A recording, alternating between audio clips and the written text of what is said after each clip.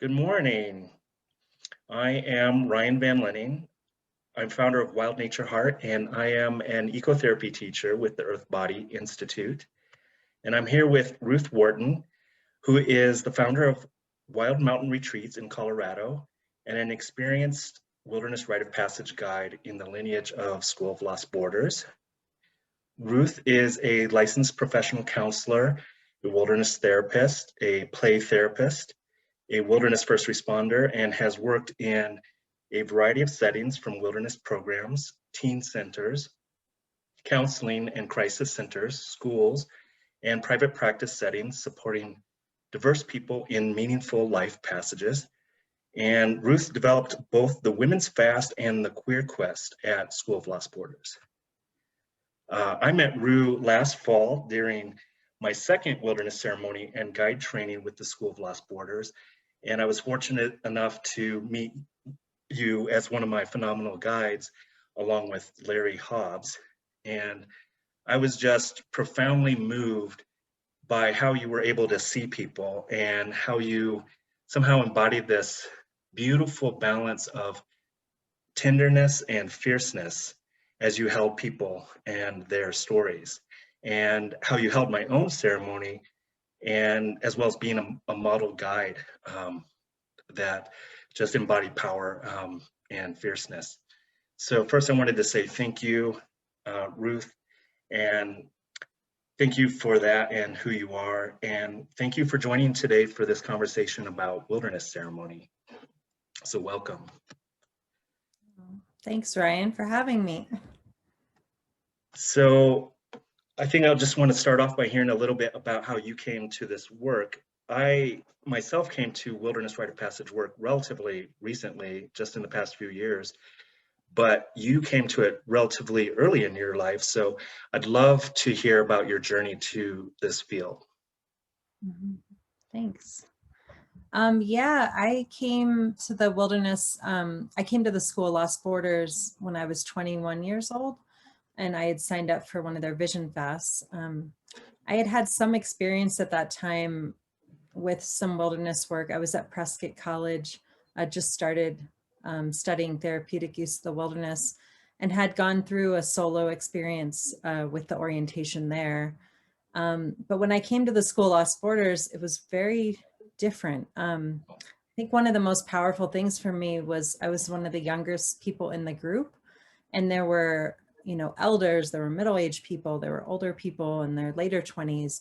And what was so powerful was I was marking my adulthood and becoming an adult, and yet I was witnessed by this whole range of people that were supporting me, that were seeing me, that were honoring me, that were questioning me, that was really powerful. So the group context was really helpful for me. And my guides were really helpful as well. And they ended up really mentoring me as I got older into the work. I was clear at that point that I wanted to try to get into this work because I was like, wow, people actually can do this for a living. Like, this is pretty amazing, transformative stuff. So that was the beginning in, and I was really fortunate. Stephen Foster and Meredith Little, who started the school when I came, I met Stephen and Meredith, and Stephen had just found out he was going to be dying. He had a genetic disease, so he had still, I think, 10 more years to live after that.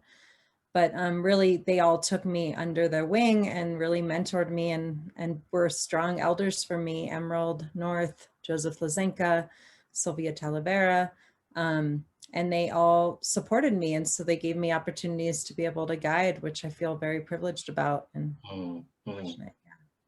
Wow, that's so amazing that you were part of this lineage and got in so young while you were also wearing the hat of becoming an adult yourself, knowing who you are, while also leading people in their journeys. And so, as you know, we might describe our culture as one that maybe has lost some of our rituals, and in particular the rite of passage that almost we could say every culture has had, and we've lost some connection with that. So this contemporary way of doing it has found when I say a regeneration or resurrection in recent decades. How would you describe this work or wilderness rite of passage to someone who's not really familiar with this type of experience? Yeah. Well, it often comes up. People ask often what it is or what I do. And um, what I often say is that we all go through life transitions. Some of those are big developmental transitions, such as the one I just spoke of becoming an adult or an elder, or adolescence. And then some are going through relationships ending, beginning, jobs, identity shifts. All kinds of things happen in our lives where there's transitions. And yes, because we've lost a lot of our rituals, they don't get honored, they don't get witnessed, they don't get celebrated.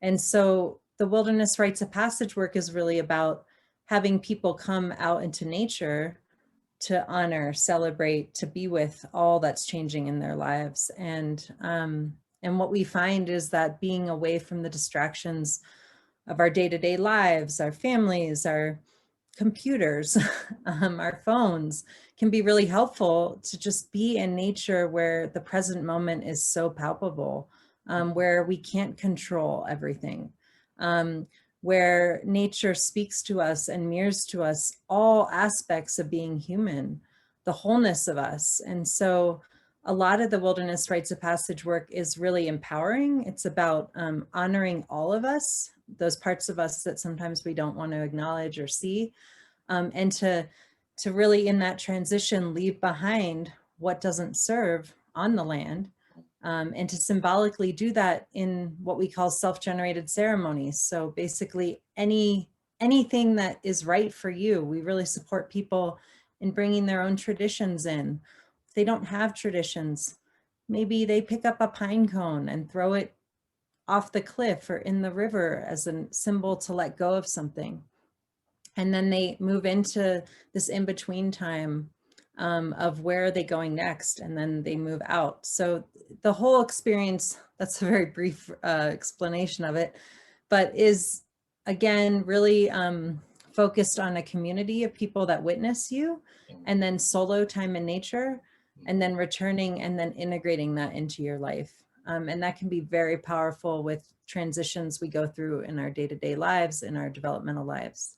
Yeah, what I was saying was that thank you for that beautiful and rich description of this experience. And there's so many threads in what you said, and I want to pull on one or two of those threads. One of them was just this notion of marking life transitions. I think it is so important and so missing in both our individual lives and our collective lives. We all know that over this past year, we all have undergone severe transitions and changes and transformations, yet we haven't necessarily had, if we're lucky, we've done some of that in our personal life. In the collective life, we don't necessarily have the leadership, and some of us don't have the community to help us mark and those profound changes. So I hear you saying that this can be a way that groups of people can come together, and you have your solo experience, but it's part of going through this as a group and being seen and being seen by others.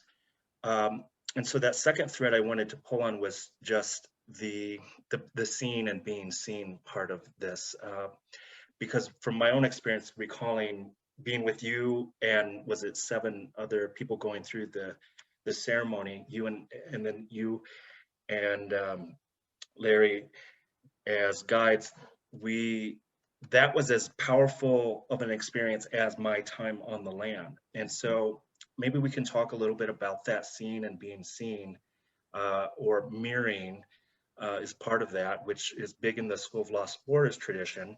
I just met up with Joseph. You mentioned Joseph as one of your people, and he called it mything, which I loved that. Which was, I think, what he meant was like when we kind of reflect back the person's story to themselves, it becomes this personal myth that provides a powerful container for the change, or just simply the being with what has happened. So could you speak to the mirroring and the seeing and being seen piece? Yeah, definitely. Yeah, a lot of times people that come out to our programs are mostly anxious about the solo. That's the biggest buildup, is going out in the land. And Yeah. there's a lot of anxiety often about that. That's really normal. And that is part of the severance and leaving behind. But then when they get there, they realize, oh, wow, I now have an opportunity to share like my life, who I am, who am I? um, and I get to be seen and witnessed. And that can be really terrifying for some people. I think the healing not only happens from the natural world, but it happens in relationships. Because the work that we're doing in Rites of Passage too is not just about the individual, it's about the collective. And so we, as a community, if we can see and listen and hear each other with open hearts, wow, I mean, that's transformative.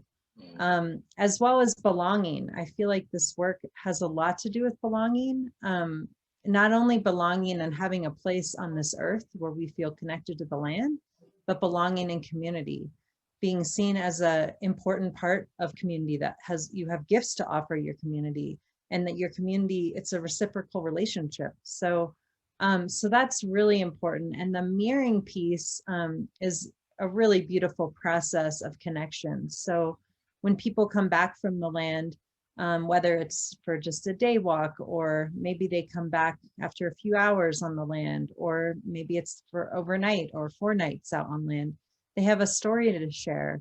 And that story, when we listen to the stories as a circle in the community, we're listening not only what does that story say for that person, but what is that story saying about our community? What is that story saying about the world?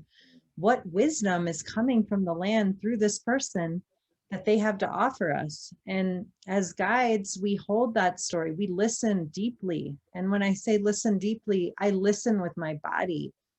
I listen to what's happening around me when the story, I'm listening to that person, I'm feeling it deeply embodied. And then I respond, and I respond with love. I see that person, I love that person, I honor them, I value what they have to share. And I reflect that, and I really listen also to what they've gone out there to mark in their transition, and to help bring that even more in the myth of, like what you said, of their story, to show that I hear that, because I always do. I mean, it's there. We all hear that. So it's a really beautiful process, and it's really intimate. And yeah, there's a lot we could say about that. That is such a beautiful way of describing it. And it's hard to really capture what happens in that, in what we might call story council, or just the mirroring aspect of it. What you said is so true. It is an intimacy, and I'm always struck by how quickly a group of people who are strangers 24 hours before suddenly are being seen for real, and seeing people for real, sharing things that maybe they haven't even shared with close people in their life. And things get real quick. But I like this idea you mentioned about the listening with love piece, this deep listening with the body. You're listening to the person, you're listening to what's happening in the natural environment while they're telling a story. I call it like opening all our ears, whatever ears that we have in our being. And I remember this piece on, wasn't it an altar that Larry brought, at least to our circle, of, was it a whale? The inner bone of a whale? Do I have that correct? An inner bone of the ear of a narwhal. And to me, of course, that meant like this deep listening, that then when you respond, there's an intuition to that, and there's a loving tenderness / fierceness to that. And it's not just the person who's told the story that is impacted, but it's everybody around who's also listening, and that's huge medicine. So Thanks for describing a little bit about that. Did you have anything to add to that piece of it before we Um, move on? yeah, I mean, I think we have programs at the School of Lost Borders that are week-long mirroring trainings. So if people are interested in that, that would be a really sweet way to learn. And you don't go out overnight. You just do walks on the land. Yeah. That's great. Yeah, it's a skill that can be tended with practice, and to Mhm. see people like yourself model this mirroring is really important for learning to do it yourself, I think. Or at least you get different, and also everybody mirrors in different ways, and you get to see different embodied ways of doing it. And those might become part of your toolkit that you mix with your natural style of doing it as well. So yes, highly recommend those trainings to people. To come back to a piece earlier around the part on the land, there's two pieces I think I want to ask about. One is about the fasting. That'll be the second piece. But the first one is just, what do you think it is about the wild or wilderness? So I put those in quotes because there's lots of ways of understanding that. But what do you think it is about the wild that can provide a special container for a transformative experience for people? Mhm. Yeah, great question. The wild, I think I brought this up before, but is a place that we can't control as humans. It just is. And really, we as humans are as well. It's Mhm. just moving away from that sense of control. So what I find in the wild is when I can just be with what is, whether it's seeing an animal react in nature and fly away or run away, or to see a crocus flower emerge out of the snow, or to see a burnt tree that was struck by lightning and had died, or a diseased tree or a wound. They Mm. are what they are, and it can evoke feelings and reactions. But if we can look at the wild as a mirror for ourselves, there's a lot of freedom there. There's a lot of freedom of accepting ourselves and all of us, all that we bring, and to see that everything that I'm going through in my human psyche is actually reflected in nature. So I'm not separate, which is really liberating, actually. I think it's a lot about freedom and liberation, because nature and wildness is liberating. And it's the control and it's the illusion of separateness that gets in the way, that makes us feel isolated in our lives. So that's hopefully makes sense. Yeah, yeah. What this someone within the school maybe calls the big lie of separation, right? I like this idea of the freedom. I hadn't thought about it in exactly that way, but I like that in the way that it can evoke all and various aspects of ourselves, and there's complete non-judgment. There's just complete, it is there, and it's okay. And there's something like immediately healing about that, just that there's this wholeness that can get evoked because nature and us as nature is inherently whole. Mhm. Um, and another part of that solo experience is the fasting. And fasting is something that all cultures, human cultures, have had and continue to have. In the School of Lost Borders tradition, it's very common for the 4 days and 4 nights of the solo to fast as part of that. And I wonder if you could tell us your understanding of fasting and its meaning for you. Yeah. Yeah. So the fasting is an opportunity, one, to let go of the routine and structures we're used to. I know for me, I'm a big food person, so my meals are important to me. But we base our lives around breakfast, lunch, dinner, or breakfast, dinner, or whatever that is. We base our lives around coming together for meals. So this is a way that we move apart from what we're used to. So there's that, at least in the structure of it. But there's also the emptying out. There's the not taking in, and it allows us to flush through and cleanse ourselves. So in a transition, to have that time apart from what we're used to, in this in-between time without food, Also emptying out and letting ourselves feel emptiness, feel a void, feel what it's like to be in between. That can be really powerful, as that's the part of the ceremony that we're in when we're out on the land. That being said, you know, there's many times on fasts that I will eat something. I have gone without eating, and sometimes it's a big struggle, and sometimes it's not healthy for some people, you know, with histories of disordered eating or histories, you know, you need to take medication. So we're really open to having, again, people create the ceremony that's right for them. And I will say, during my time out there, even personally, and what I've witnessed, is sometimes it's about feeding ourselves. And that feeding ourselves could be through nature and beauty, and it can also be through ritualistically, like taking a cracker or whatever your emergency food is, and actually feeding yourself, breaking your own rules. So again, like the stress here is like all is welcome. And the important thing is that people are true to themselves, and that fasting is often a part of the ceremony and can bring up a lot. Yeah, that's great and comprehensive, and it underlines how it must be it's your ceremony, it's your experience. It's not trial by combat or like some way of proving something, but there is something about this emptying out that can be powerful, is in even beyond the physical emptying out. I'm not taking in food, but I'm also not taking in my social media. I'm not taking in the headlines. I'm not taking in the voices of other people on a daily basis. And what does that leave me with?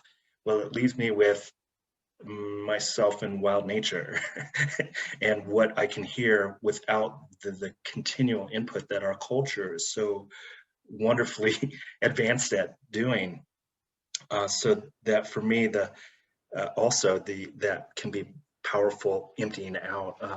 But I have to say that this last one that you guided for me, I was up on the hill in that national forest, and I think it was my final night where I did take what small bit of food snack that I had and made a ceremony of that, because that was part of my story and my experience of what I was doing was celebration. So what better way to celebrate than with food? So there can be lots of avenues and approaches into that as well.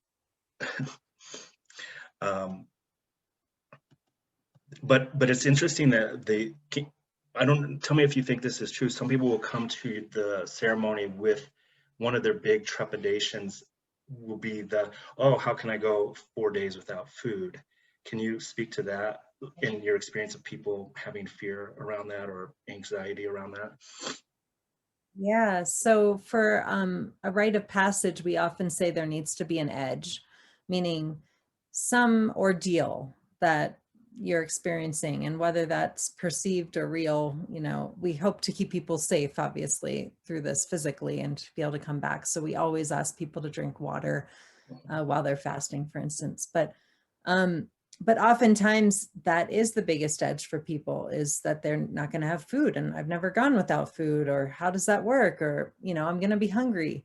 All those questions come up, and that edge is what helps it feel like it's apart from our day-to-day life. But for other people, it's, you know, being away from people. Other people, it's being away from phones. That's a big deal nowadays. We're addicted to our technology. So yeah, hopefully that answers your Yeah, question. But that's great. I love that. And I do remember my first fast with School of Lost Borders, and it was Scott Eberly who made everybody put their phones in a case when we first arrived. And then we didn't get to see it again for 10 days. So yeah, it's an addiction, and that was one way of dealing with it. And it was great. yeah, Like, there's, just like any addiction, there's this period of adjustment, and people deal with that in different ways, and that itself is part of the experience. How are we yeah, dealing with the structures being removed that demarcate it from everyday life? Speaking of demarcation, wanted to go back to just some of, and you've been alluding to the 3 stages this whole time, I think. And some people refer to it as the severance stage or the separation stage, the crossing over the threshold stage, number 2, and then the return or the incorporation stage. And I wonder if you could speak to those, if that's your understanding of it, and how you approach those stages. Yeah, so just some history on the stages of a rite of passage. Arnold van Gennep, an anthropologist, saw around the world that these 3 stages were in every kind of transitional ceremony or rite of passage around the world. So they're pretty global, and definitely the work we do is based around these 3 phases, which are happening naturally. So severance is the first phase, and we say that that starts the moment you decide to do the ceremony. So the moment you decide to decide, I'm going to now ceremonially mark the transition in my life. And then there's the sense of letting go. So it is separating from the previous life, separating from the previous identities so you can make room for what's coming.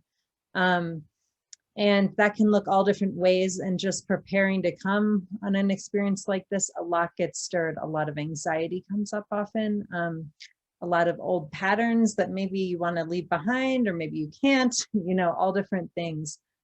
So that's the first phase. The second phase is threshold, or it's liminal. And the idea is it is in between. So your old life, if you imagine even a cliff, I like to think of it as a canyon. The old life is on one side, the new life is on the other. So you're now in free fall, in between. You don't really have clear idea of who you are becoming.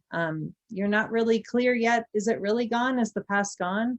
And so that's the time when people go out on the land, and we mark that time with a real crossing through a threshold or doorway. We have a stone circle usually, but they go through and they have that very clearly marked. And during that time, anything is possible. That's when trees can talk to you. That's when the bird comes and lands and all of a sudden reminds you of someone in your life, and you have a conversation. Or when you just go for a meander, or you find a rock and you throw it off the cliff, or whatever it's your time. And that in-between time is like a butterfly. When they're transitioning into a butterfly from a caterpillar, they literally dissolve inside the cocoon. And so there is not necessarily form and structure there. And so after that time, when they return to the community on a solo experience like this, they come back, and that is incorporation. So into the corpus, into the body. So we feed people, we get together with community, we get them back in their bodies, because we need people embodied in this world with their gifts to then bring them out into the world. And we work together as a group for a few days to really hear the stories, the mirroring, and then also talk about, okay, now what? Like this new identity that you've stepped into, now it's time to bring it to the world. Yeah, it's time to bring value to the world, which is why I do this work. It's not necessarily about the time out on the land, which is wonderful. It's about how can we bring this into the realm of change that is needed. What a beautiful summary of those stages, Ruth. And I think I love your words. We need embodied people to bring their gifts back into the world. I think there's this quote on the School of Lost Borders. I'm not sure who said it, but we go out on the mountain in order to return, right? We don't go out to the mountain to have a retreat and bliss out and be gone. The point is to become more fully who we are, know ourselves fully, return with our gifts, because the world needs it. I like this this note, or it's been said that the incorporation phase is sometimes the hardest part of that journey. I would say they're all equally challenging in their own ways and equally beautiful in their own ways. But first of all, what are your thoughts on that, the incorporation stage, and what does that look like for people? I know that's a big question, but what's involved with this return? Because we're not returning to the same. We're different, and we're probably seeing the world differently as well. Yeah. I mean, there's grief of leaving the land and the circle when people leave the programs and go back, which is understandable. It's intimate. It's, you know, you have space in your life. You are away from those distractions, and then it's going back into the world where you're often expected to be the same person you were. And so how do you show up? How do you stretch that? And how do you show up in a respectful way to those who have been holding it down while you're away? You know, there's a lot there. And it's challenging. It's challenging when we're not seen as we are in that circle that we were talking about mirroring, you know, when the world doesn't see us and have that attention. So it's really a chance to continue to go inward, to tune back into other people in your group, to help remind you. But something's pulling you, you know, something is pulling you forward into something new in your life, or you wouldn't have done this to begin with. And it's the whole experience of incorporation. Often we say it lasts a year, but it can be a whole developmental phase, depending on what people are going out with. But it's working you. You're being challenged. You know, are you really that person? Did you really leave that behind? Because I'm going to test you. And then how do you meet that? And I would say overall with this work as a guide, there's a lot of trust, you know, there's a lot of trust in people's natural ability to be able to move through these passages. You know, we consider ourselves midwives because a midwife isn't taking control and like moving people, but is supporting the process. And I think it's really important to know as guides, like we can hold the container, but I really trust that people will get what they need on the land. I really trust that people, as difficult as it is in returning home, it's what they need, and something is going to propel them into showing up with the changes they've made in their life. Yeah. Yeah, I love that. And I hadn't thought about it this way quite, but that this work and the work that you do and wilderness rite of passage work really does just value the human, trust the goodness and the natural ability of our resilient, embodied, beautiful selves to go forward. And there's a wisdom there and a trusting of that, which is a viewpoint perhaps not shared by everybody, but I do think that is something valuable to a valuable viewpoint of just the human and trusting the process. And that the incorporation phase will work you. I am still being worked by my ceremony 4 years ago in some ways, and also by the one in just last October. The integrating it into my life, and everybody who's gone through this knows, or any transition, you know that the world is great at conspiring to get you to be who they want you to be, or even just like the comfortable roles that you've played. But the soul callings, if we can use that word, or the callings, is not to be comfortable. It's to do to embody your fullness in the world. And with a world that's conspiring, that may be a strong word, but you see what I'm saying, that we have to then really enact in bold ways those learnings and those listenings. And we do need reminders from our highest self, and for the people who have seen the best in us and have heard some of our stories. So I appreciate that piece of it. And I like the idea too of, you know, a play on conspiring is it's calling us out, you know, calling us out in a way to show up. Yeah. Because we're needed. I mean, we all are needed to move into where we're going, hopefully.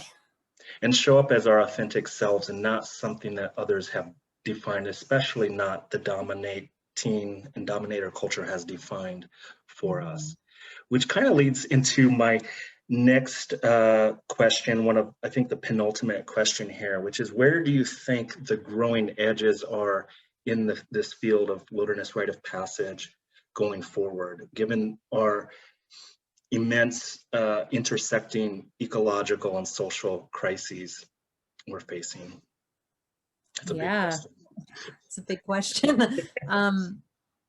You know, I think Obviously, COVID has been a universal experience, and we've all had different experiences with that, but it's been a big rite of passage, and lots of severance, lots of leaving behind what we knew, and lots of moving into the unknown.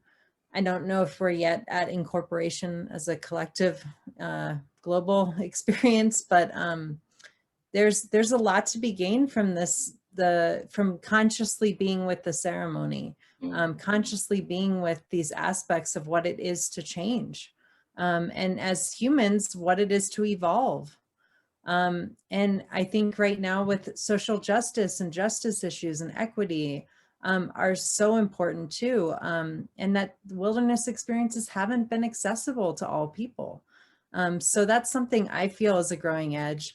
Um, a lot of the work I've been doing in the last 10 years is with the queer community in nature, and just having affinity space to do this work has been really powerful. And we're now starting training for BIPOC groups as well. And there's a lot of groups of people that I think could benefit from this work. I would love to see this work reflect more of, the global community. We've been doing work internationally. I know there's lots of people around the world bringing this work in to their communities. I think with COVID too, the other thing that's come up is, instead of traveling so much, how do we just integrate this into our community? And I know there's been a lot on Zoom. And I think it's still so important that we can be in touch, we can connect with each other physically. And so I'm hoping, we can move more back into that. It'd be awesome to be having this conversation with your class in person out on the land. And it's not always possible. Yeah. Yeah, all those things I see as well as some of the growing edges of this work. The accessibility piece is big, because and what I've noticed popping up in all sorts of regions are all sorts of ways of doing this work, and doing it. It doesn't have to look this way or this way. It's what comes and grows organically out of the people organizing it as well as participating in it, and it's makes me happy to see the different ways that people are doing this out there. I'd love to hear more about your Wild Mountain project, Wild Mountain Retreats project, if you wanted to say something about that there in Colorado. Yeah, great segue, because it is really Wild Mountain Retreats is about making this work, trying to help it be more accessible. And so we mostly offer donation-based services. So we're offering personal retreats where you can have an experience like this that is shorter. Like if you only had a weekend, you maybe don't go out in the land as much, but you get more personalized support. And also right now, in the activism and social justice world, there needs to be a lot of self-care. And so the idea is that it's a retreat place for people to come to get a break, to stop, to turn off the phone, to turn off the news. So the personal retreats are really about having people create what they're really being called for in their life right at that time. And then we're also offering programs. Again, most of our programs are specific to queer population. We do offer some general population programs, and then also we're adding this BIPOC training for guides, and we'd like to see more BIPOC programs there as well. And yeah, and then mentorship where we work with mentors, mentees, and donation based as well. And the idea is to really move away from a capitalistic model and to make this work accessible for people. And we're doing our part, we're trying, and we'll see how it goes. Yeah, that's that embodying piece and practicing what we really value. So just to clarify, the BIPOC training that you're referring to, for people who don't know what the training is, when you refer to training, what do you mean by that? Yeah, so that training is a 2-week, it's a guide training. So yeah, rites of passage guide training, wilderness rites of passage guide training. So people will have the experience to come out on the land and to actually do their own 4-day rite of passage experience, but they'll have practice guiding. So they'll be guiding others and going through it at the same time. So it's an experiential training that really just supports more BIPOC guides in this work, which is what we're calling in. So That sounds fantastic. And I will try to get the links for that and share it with the people.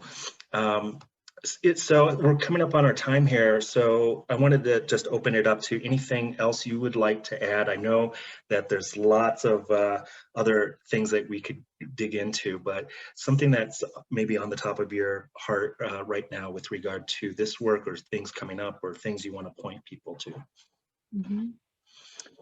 Yeah, I mean, this work is really powerful, and it doesn't have to be as long, I guess I want to say, like, you know, just spending some intentional time in nature, even if it's an hour, can be really powerful.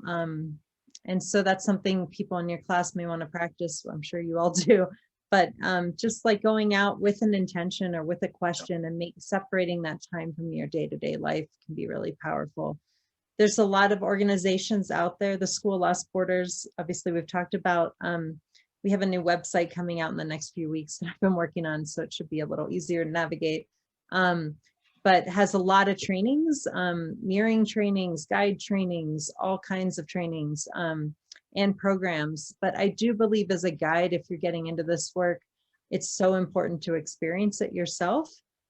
Which is why all of our trainings are experiential in nature. And then there are many organizations. The Wilderness Guides Council is a group of people that they have international links to programs around the world, that people that have trained in this work. We have people in South Africa, Europe, all over the world. And we try, I've been before COVID trying to get more involved in offering international trainings down in Australia and Europe. And so there are guides that are hoping to bring this work more locally to other communities as well. And feel free to reach out to me with questions too. I'm sure that you'll have my email. Yeah, anyway, I can support you all. It's really awesome you're doing this course, and I'm really excited that you got Ryan here with you too. And yeah. Well, thanks, Ruth. I really appreciate that, especially bringing back in the notion of intention, which we could say a lot about that. But even the forming our intention and refining our intention before we go out on the land is such an important part of that experience.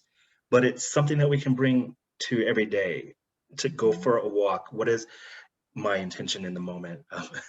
Someone just peeked in behind me there.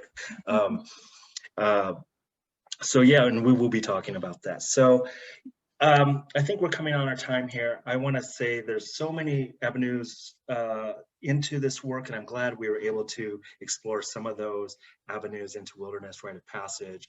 And just to thank you so much for offering your time today and your nuggets of wisdom from your decades of experience in this. And I really appreciate that. So thank you. Thank you, Ryan. Thanks for having me. Nice to meet you all. And sorry I can't see your faces. All right. We'll have a good rest of your day, Ruth, and we will be in touch in other contexts. Awesome. Bye. Thank you.